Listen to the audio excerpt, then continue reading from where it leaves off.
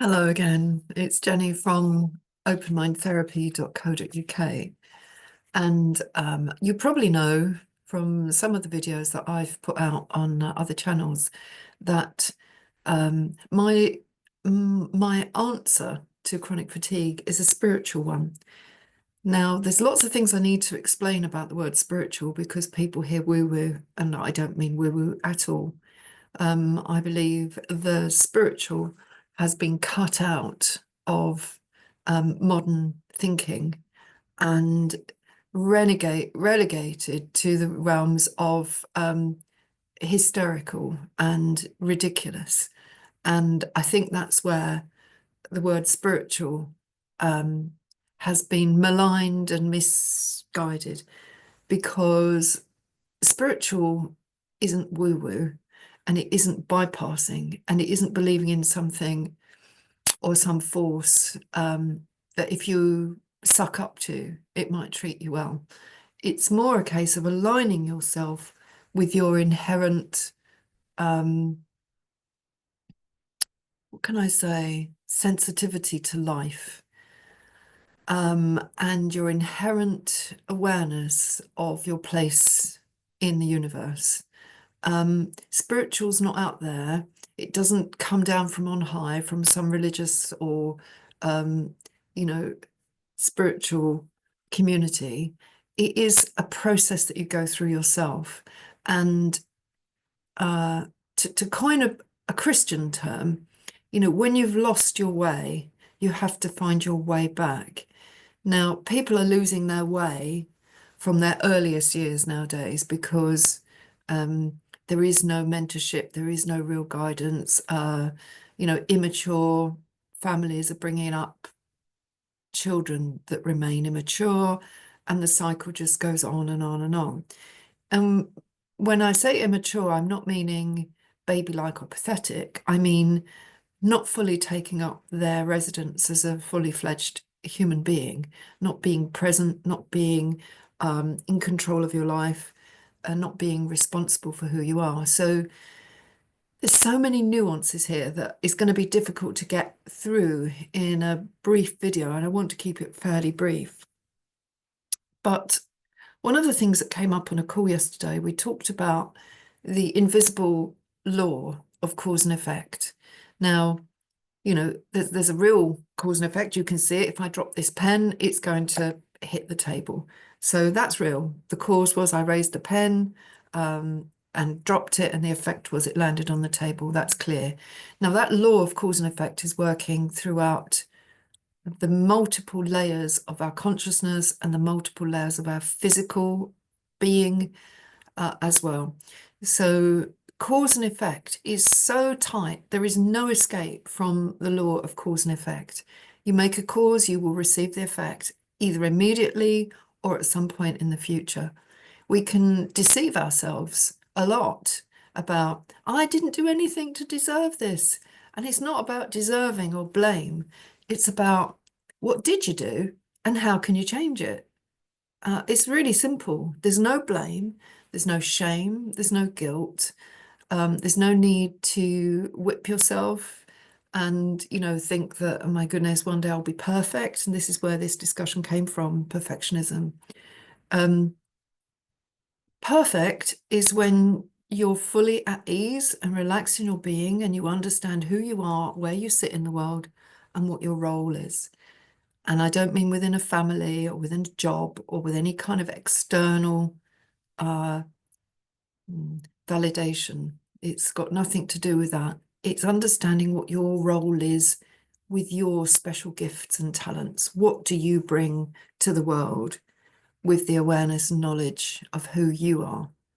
And what is your special gift that no one else can bring? That's what I mean by I've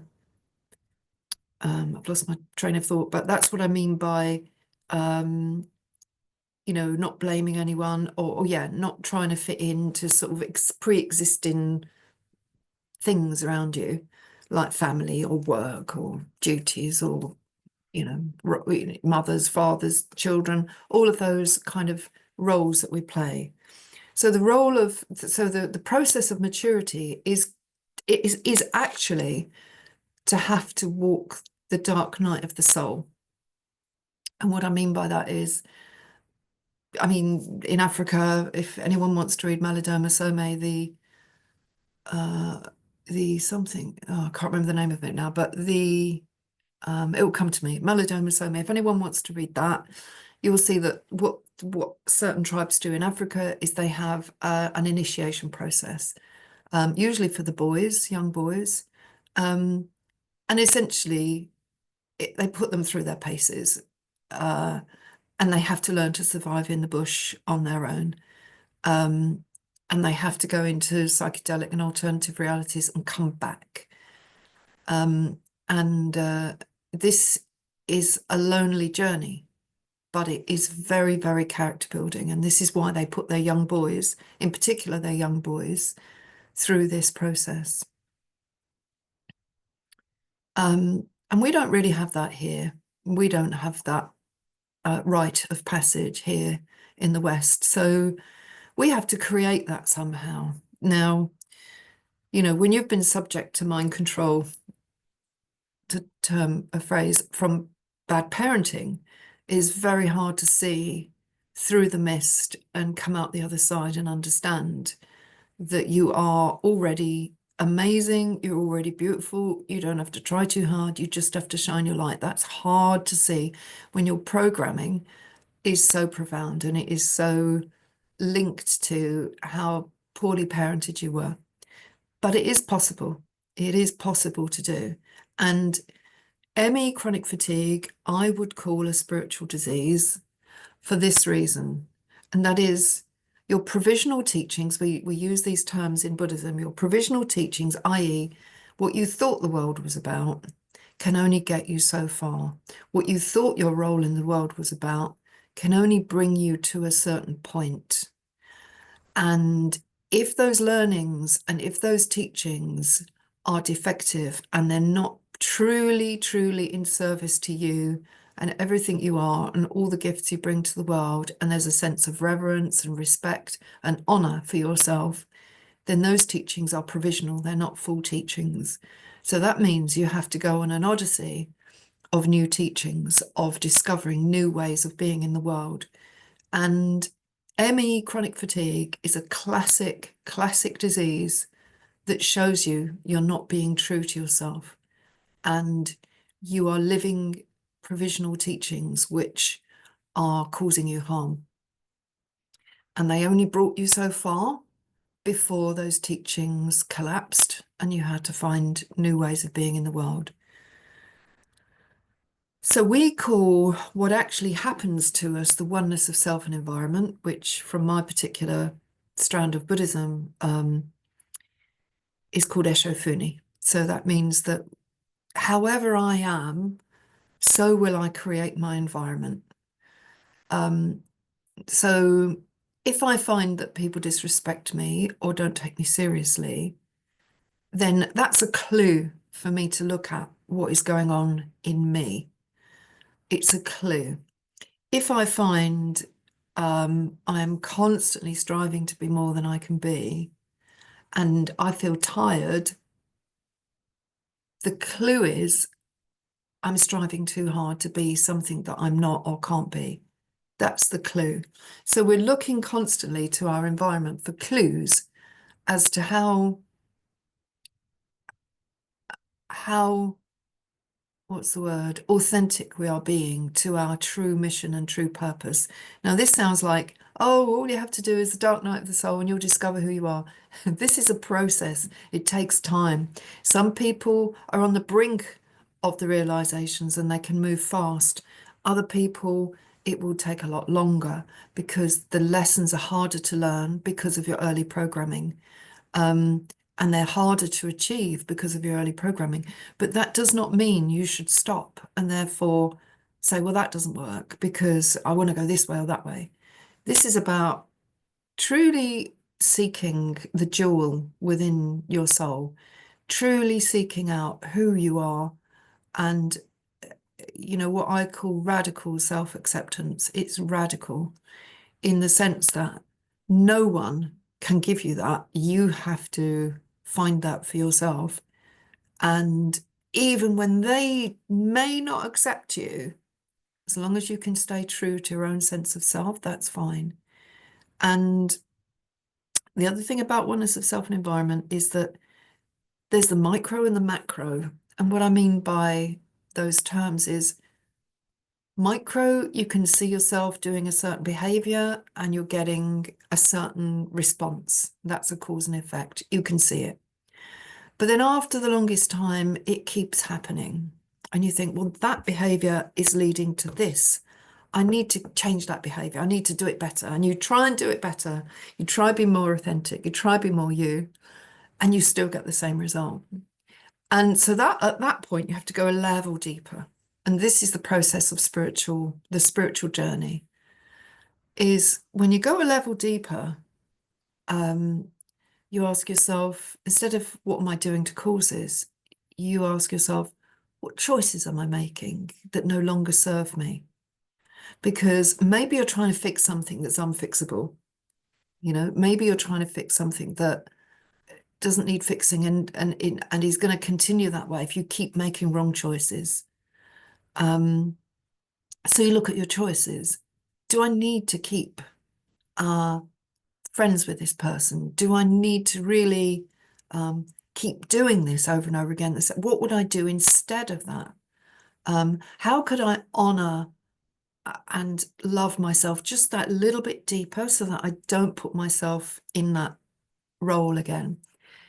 And this puts me in mind of that thing that also came up a couple of days ago, that truism where I'll see if I can link some text to it beneath, where this guy walks down the road, he doesn't see the hole, falls in, takes him days to get out, but he gets out. He walks down the road, he sees the hole, jumps in, and the same problem. Walks down the road, accidentally falls in, realizes what he's done, comes out. Oh yeah, okay. And then eventually he has to walk down another road because that road's, we're just doing the same thing over and over again. So that's quite a funny one and a very easy anecdote to keep nearby. Now, in the process of questioning, we're not looking for you to blame yourself or hold yourself guilty or responsible or whatever for all of the pain you've been through. It's really about understanding where your power is. It's within you. It's not out there. You're not going to gain self-awareness by looking outside of yourself. It's just not going to happen. Or at least if it does, it happens partially until you've taken up full residence within who you are and you're able to own what you do and your effect on the world. And you're not blaming anyone else. And you're not secretly, trying to work out how to get the better of somebody. So it's a real journey. And I have to give some kudos to Jackie, my colleague, who's working with me on a lot of my my courses at the moment and behind the scenes. And she came up with an idea yesterday, right at the end of our course call. And she said, why don't you call it This Is the Work? So I'm going to write a book. I don't know when that's going to happen, but I've been making notes. So here we go. Call it This Is the Work, the spiritual toolkit for recovery from ME, chronic fatigue. And I thought, do you know, that's the most concise title I can put to what it is I want to show the world, the people with ME, chronic fatigue. Now, this may not be for everyone. I'm not saying everyone has to do this. So forgive me if it feels like I'm dictating the ways to healing and well-being. People get well in all kinds of ways. But if you're really, really stuck and you're stuck in your head and you're in pain and you're comatose and you can't work out what's going on, then this is the route for you, I believe, which is to take a proper inventory of what you're about, what you're doing, where you're spending your energy, where you're spending your time, what kind of programs are running underneath the surface. And it's all very complex, and I know that, so I don't want to, muddle you or fuddle your brain or whatever. But I will unpick some of these themes in the next few days, weeks, and put them up as a video. And I will be writing an article about this particular topic because it seems to have so many arms and tendrils that come from it. So, thank you for listening, and I will see you on the next video. Bye for now.